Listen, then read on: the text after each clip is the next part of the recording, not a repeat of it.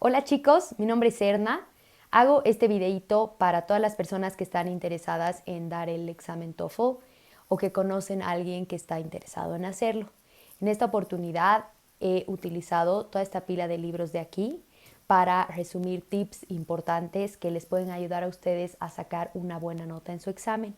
También he creado una pequeña estructura con los puntos que no quiero olvidar mencionar, pero si ustedes tienen cualquier otra duda pueden dejarla en los comentarios o pueden buscarme en redes sociales.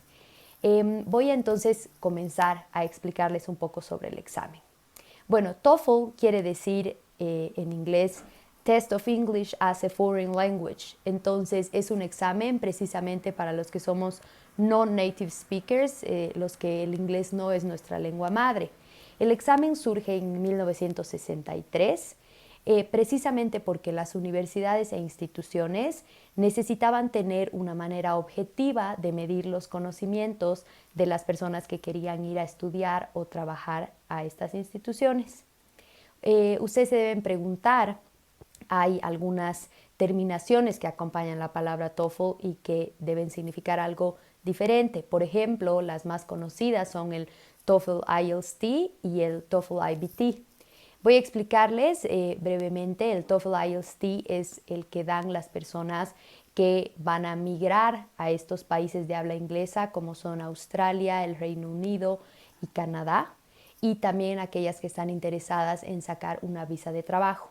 Ahora, las personas comunes y corrientes, como la mayoría de nosotros que queremos simplemente dar este examen para aplicar a una beca, en general vamos a dar el TOEFL IBT, que IBT solamente quiere decir Internet Based Test, y es el examen más completo que mide nuestras 4 habilidades. Anteriormente, los TOEFL se dividían dependiendo si iban a medir mucho mejor tus capacidades de escritura o tus capacidades de hablar. Entonces habían como sub-TOEFLs que medían estas habilidades. Hoy en día el TOEFL IBT es el más completo. Hay otros exámenes para medir el inglés de las personas, pero este es el más común. Sin embargo, es bueno que ustedes vean cuál es el examen que su universidad les va a requerir.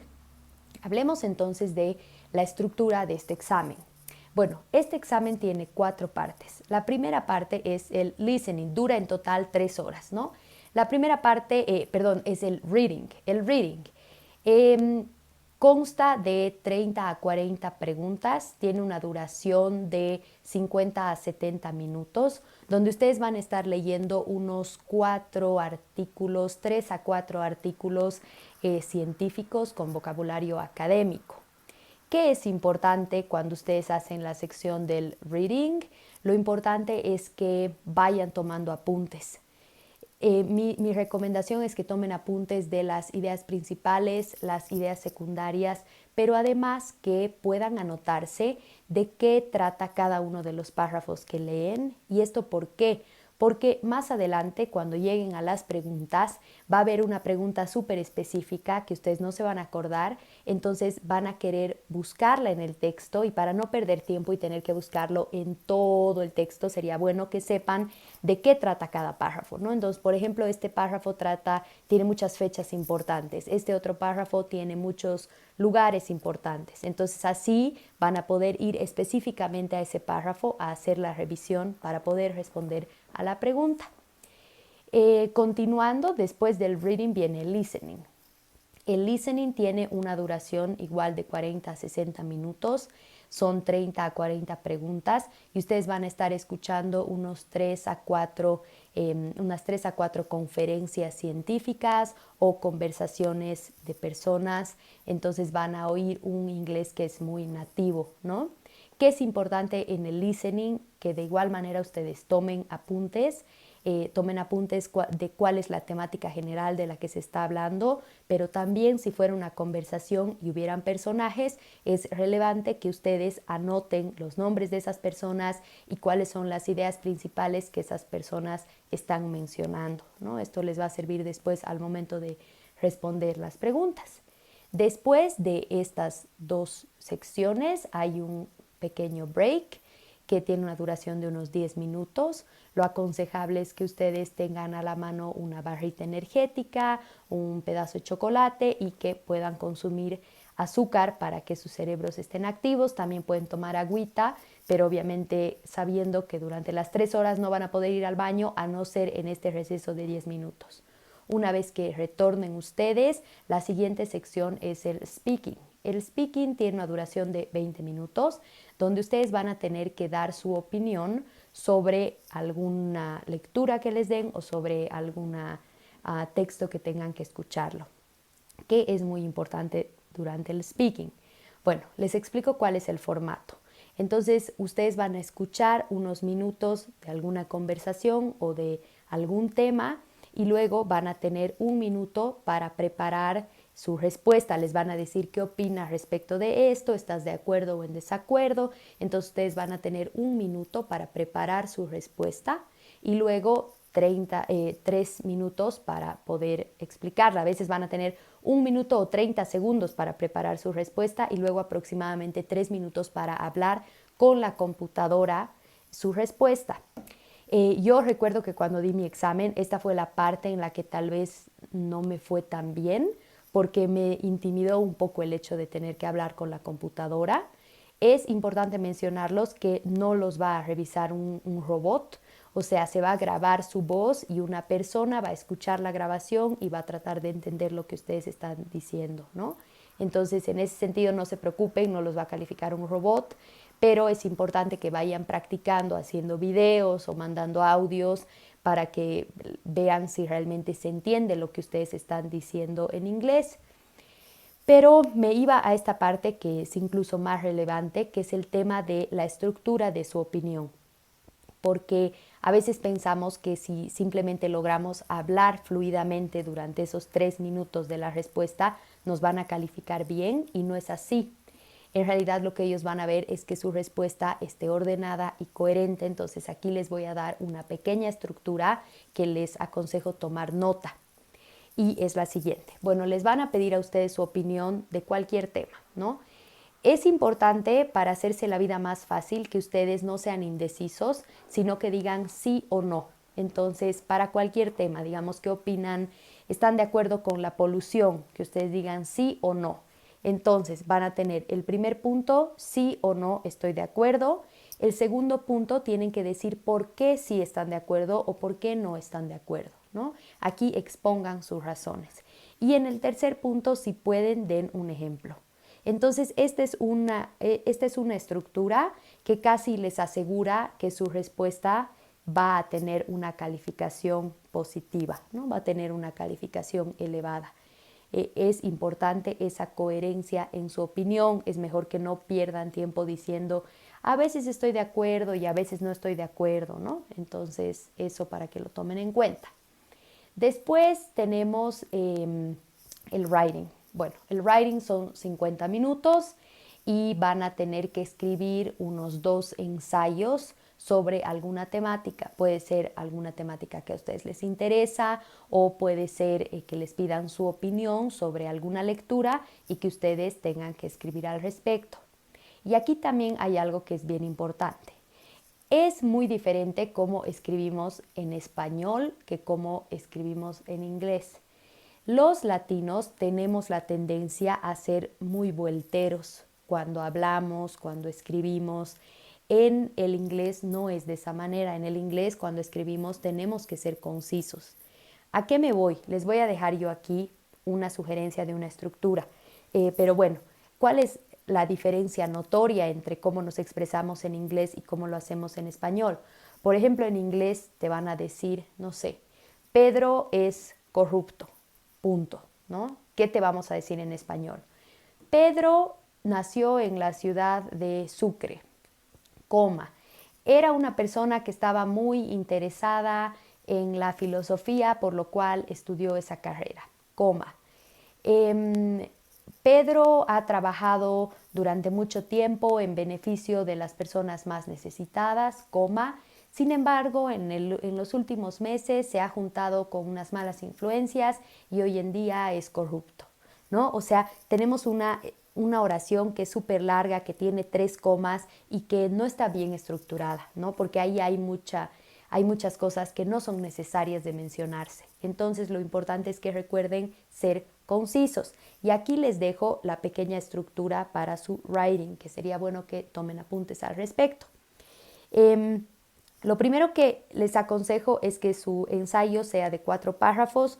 4 es un buen número porque 3 es poco, 5 ya es mucho, más de 5 párrafos ni qué decir. 4 es un número bastante idóneo. En el primer párrafo entonces vamos a poner la idea principal de nuestro texto. Por ejemplo, vamos a hablar de que los adultos mayores en Bolivia viven en situación de calle, por ejemplo. Esa es mi idea principal. El siguiente párrafo yo voy a dar argumentos de por qué esta idea es verdadera. Entonces, simplemente argumentos para fortificar. Entonces puedo decir, bueno, un informe de la presidencia indica que 7 de cada 10 adultos mayores viven en condición de calle. Además, se puede comprobar que los adultos mayores a partir de los 70 años viven con una renta de 1.000 bolivianos al año, digamos, ¿no? Entonces, argumentos que me ayuden con esta idea.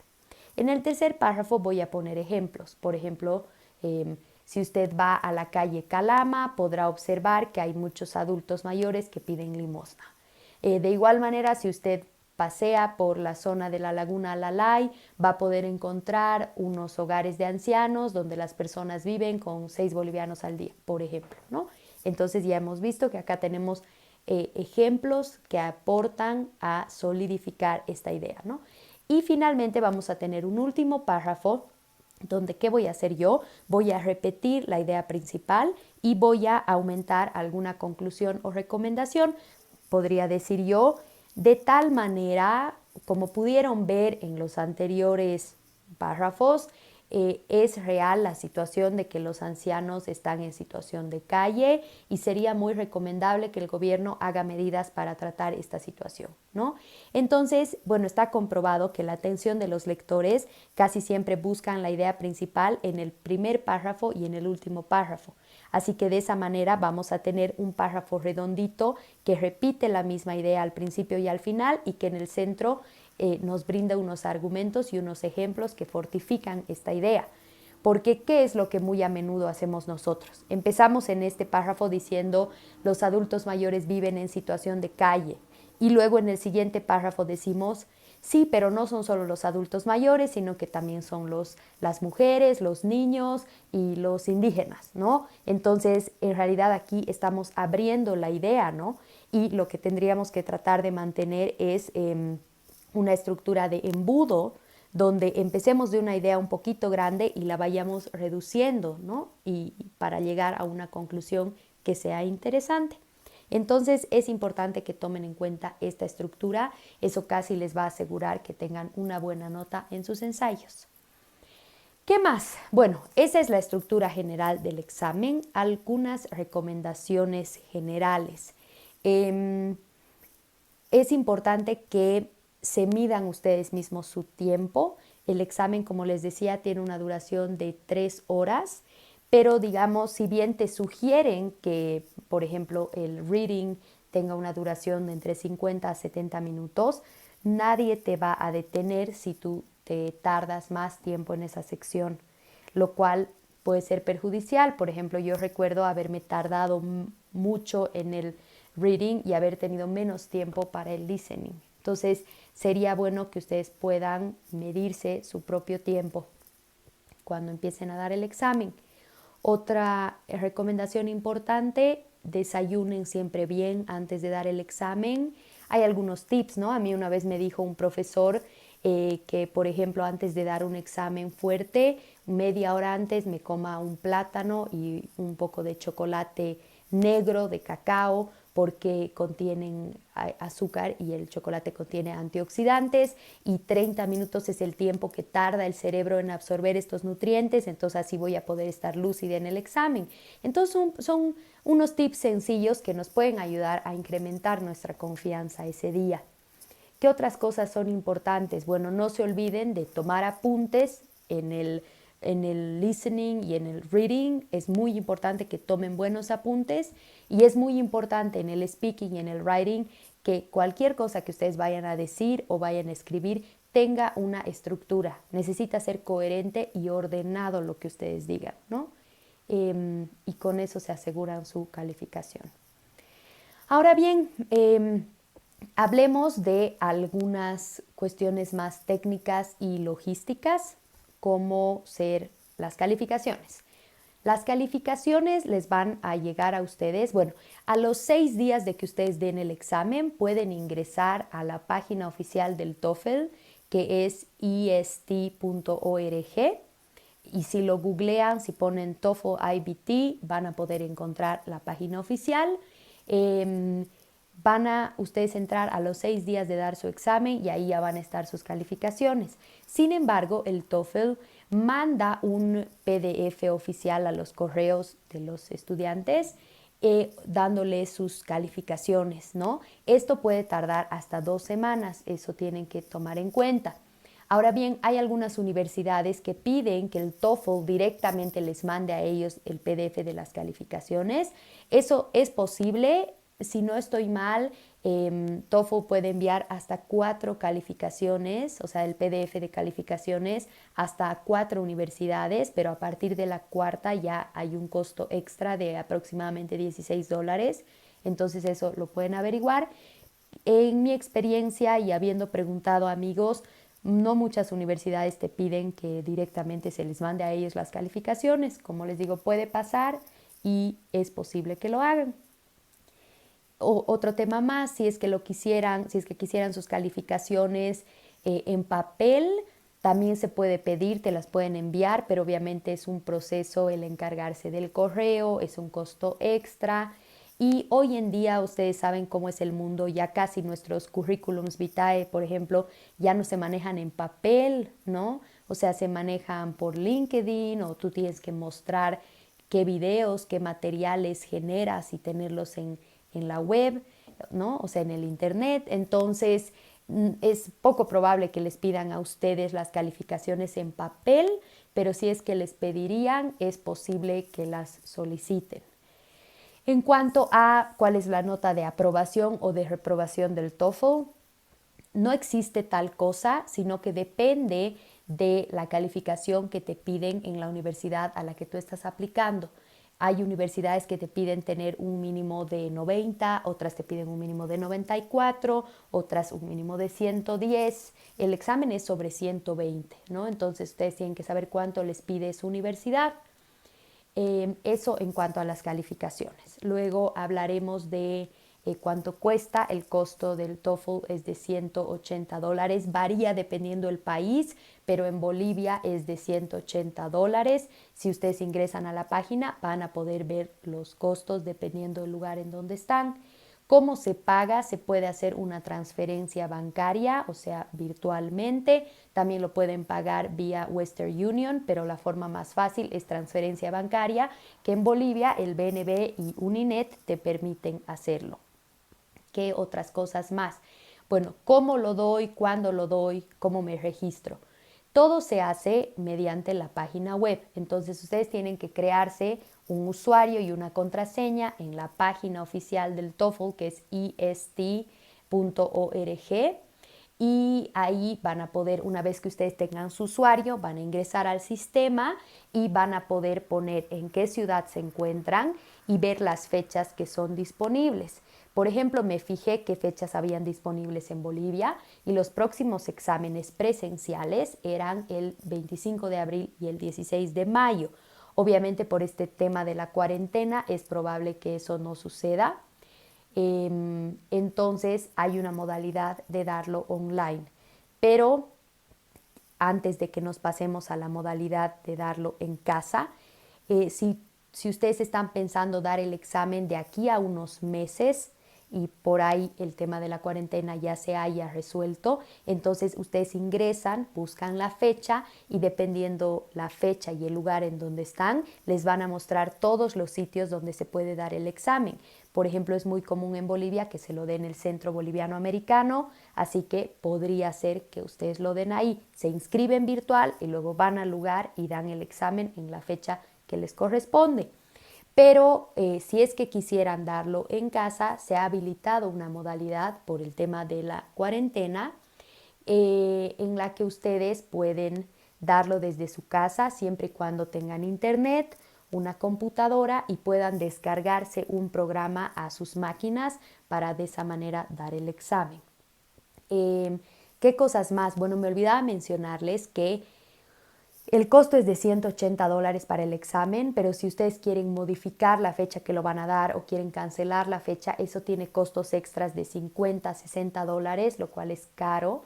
Entonces sería bueno que estén seguros de qué fecha lo van a dar y así ya no tengan que moverlo. En cuanto a lo logístico, me parece que eso es todo. Solo mencionar también que hay algunos números de contacto. Ustedes ponen en qué país están y les van a dar los teléfonos a los que se puede llamar si ustedes tienen cualquier duda. Yo recuerdo haber llamado y que me hayan atendido de un call center, creo que en Colombia. Entonces, la verdad, muy útil. Me han ayudado con cualquier duda que he tenido. Creo que no era gratis la llamada, entonces lo que yo hice fue utilizar crédito de Skype, que lo pueden hacer, se descargan Skype y vía Skype llaman a estos números para que la llamada no les salga muy caro porque es una llamada internacional. Y bueno, eso sería en cuanto a lo logístico. Creo que sí. Voy a tomar mi matecito. Y ahora vamos a hablar de unos últimos detalles que son los siguientes. Bueno, el TOEFL no busca saber que tú seas un experto en gramática o un experto en inglés, porque obviamente si lo fuéramos no estaríamos dando el examen. Entonces, lo que TOEFL quiere saber es que tú dominas de manera integrada las 4 habilidades principales que son hablar, escribir, leer y escuchar, y que tú puedes manejarlas esas 4 al mismo tiempo como sucede en la vida real. Por eso en los ejercicios van a tener que a veces leer y escuchar y luego hablar su opinión, o van a tener que leer y escuchar y luego escribir su opinión, ¿no? Van a tener que combinar sus habilidades. Entonces, por un lado es eso, el TOEFL lo que quiere saber es si tú eres capaz de entender el lenguaje y si eres capaz de hacerte entender con los demás. Pero el otro tema importante que TOEFL está tratando de medir cuando tú das el examen es tus habilidades como buen estudiante universitario, y estas cuáles son: saber tomar apuntes veloces y buenos, saber manejar tu tiempo, ¿no? Y poder estructurar una idea para dar una opinión o para escribir un ensayo que otras personas lo entiendan, ¿no? Eso es básicamente lo que nos van a medir. Por lo tanto, es importante saber que cuando uno estudia para el TOEFL, está estudiando la estructura del examen, ¿no? Está estudiando para el examen y no así el idioma inglés. O sea, no por estudiar para el TOEFL uno estudia inglés o aprende inglés, son dos cosas diferentes. ¿Y esto por qué? Porque a veces hay personas que tienen muy buen inglés, pero que no estudian para el examen, y que una vez que llegan al examen, la palabra es overwhelming, porque es un examen largo, es un examen que puede ser intimidante, ¿no? Entonces tú llegas y tienes que hablar con la computadora o tienes 40 preguntas de listening, te puedes poner nervioso y sacarte una mala nota, aun cuando sepas inglés, ¿no? Entonces aquí nosotros estamos estudiando la estructura del examen para que una vez que lleguemos realmente lo dominemos y no nos pongamos nerviosos. Entonces nos habíamos quedado en decir que estamos estudiando para la estructura del TOEFL y no así el idioma inglés. ¿Qué es importante? Y aquí quiero mencionar un tema de buenas prácticas. Es importante que nosotros empecemos a planificar. A veces los latinos hacemos todo a último momento, ¿no? Entonces, pucha, de la nada, sí, quiero aplicar a esta beca, ya es el deadline, entonces, como sea, tengo que conseguir mi TOEFL y lo hacemos todo muy a la rápida. realmente pienso que tenemos que empezar a cambiar esta mentalidad. Entonces, ¿qué es lo aconsejable? Que ustedes planifiquen antes de dar el examen. Hay en la página de Tu Beca Bolivia, hay una guía de becas y oportunidades en universidades de todas partes del mundo. Entonces ingresen a esta página para que ustedes vean a cuál beca pueden postular. Y fíjense, si por ejemplo tienen la idea de estudiar en Inglaterra, por ejemplo, conocen sobre la opción de la Chevening, entonces ustedes pueden ingresar, las postulaciones se abren de abril a septiembre, por decir, pueden ingresar este año y ver todos los requisitos que se les piden. Entre ellos van a poder ver cuál examen TOEFL les están pidiendo y qué calificación mínima necesitan. Y entonces ustedes averiguan esos requerimientos este año y luego postulan a la beca el próximo año. Entonces tienen un año para poder cumplir con todos esos requerimientos, entre los cuales está dar el examen TOEFL. Y de esa manera, si ustedes no saben inglés, van a poder prepararse para el inglés, aprender a hablar inglés y después dar el examen. ¿Qué sugiero yo? Si hay personas que no saben inglés, con 3 meses de estudio, digamos, a conciencia, pueden lograr un nivel intermedio. Ahora, si quieren un mejor nivel, pueden empezar a estudiar inglés 6 meses antes de dar el TOEFL, ¿no? Y ya de ahí prepararse. Si ya saben inglés y quieren dar el examen, solamente necesitan unas 2 semanas de preparación, ¿no? Así que mi sugerencia es que planifiquen cuándo van a dar este examen con tiempo para que no estén en correteos. Y aquí también les quiero mencionar, ya para terminar, en mi caso, por ejemplo, yo he aprendido inglés de manera independiente. ¿Y cómo lo he hecho? Bueno, a mí me sucedió que si bien yo fui al CBA por unos meses, cuando me fui al extranjero me di cuenta que no sabía hablar inglés, que no me entendían y yo tampoco entendía a los demás. Entonces eso fue muy frustrante y me tuve que poner las pilas, ¿no? Porque siempre que el cerebro está en necesidad, la verdad es que te sorprende sus capacidades, ¿no? Entonces, ¿qué fue lo que hice? Aquí les quiero dar algunos tips para los que quieren aprender inglés por su cuenta, que son los siguientes. Uno, vean videos en inglés y con subtítulos en inglés. ¿Esto para qué? Para que ustedes vean cómo se escribe la palabra y sepan cómo se pronuncia esa palabra. Igual, si es que no entienden alguna palabra, anótensela en su lista. Yo tenía una lista de palabras en mi celular para las cuales buscaba el significado en inglés. Esto me tomaba mucho tiempo porque de una palabra que no entendía, buscaba el significado y luego habían otras 5 palabras que no entendía y era un poco tedioso, pero la verdad es que el resultado era muy bueno porque hay que estudiar esa lista cada noche unos 10 minutitos, ¿no? Dicen algunos expertos que el cerebro necesita aproximadamente 10,000 palabras para poder dominar un idioma y hablarlo. Entonces es importante que ustedes empiecen a hacer crecer su vocabulario. Después, otros tips. Escuchen podcast en inglés, lean y escuchen noticias en inglés, sobre todo lean artículos científicos para poder tener este lenguaje académico. Otra cosa importante es que empiecen a escribir en inglés, ¿no? Escriban aunque sea un párrafo y mándenselo a alguien que sabe inglés para que les diga si está bien o si está mal o si es que entienden lo que ustedes están diciendo. Y el último tip y muy importante es que empiecen a hablar en inglés. Yo me doy cuenta que los latinos somos muy tímidos, ¿no? Nos da vergüenza que cómo suena nuestro acento o si no decimos las palabras de la manera correcta. Y la verdad es que es absurdo que estemos nosotros avergonzados de eso, porque si tenemos un acento es porque estamos aprendiendo un segundo idioma y eso es algo que muchas personas no lo hacen, entonces más bien es admirable, ¿no? Así que más bien sentirnos orgullosos de que estamos aprendiendo un segundo idioma. No tiene que ser perfecto, no importa si cometemos errores, ya se van a dar ustedes cuenta cuando salgan del país. El tema es hacerse entender, ¿no? Y no importa cómo hables, los demás igual de otros países van a hablar con errores, entonces aprovechen. A veces en las reuniones hay chicos que están de intercambio, hablen inglés. Si es que hay zonas turísticas en sus ciudades, vayan a esas zonas turísticas y hablen con los turistas, ¿no? Hay que perder el miedo. Y de esa manera concluyen los tips para que aprendan inglés por su cuenta. Y en cuanto al TOEFL, es un examen que lo pueden dar muy bien, solamente tienen que, como les digo, planificar con anticipación para darlo de la mejor manera, preparándose ya sea con el inglés y después con la estructura del examen. No lo hagan a último momento. Y otra cosa más,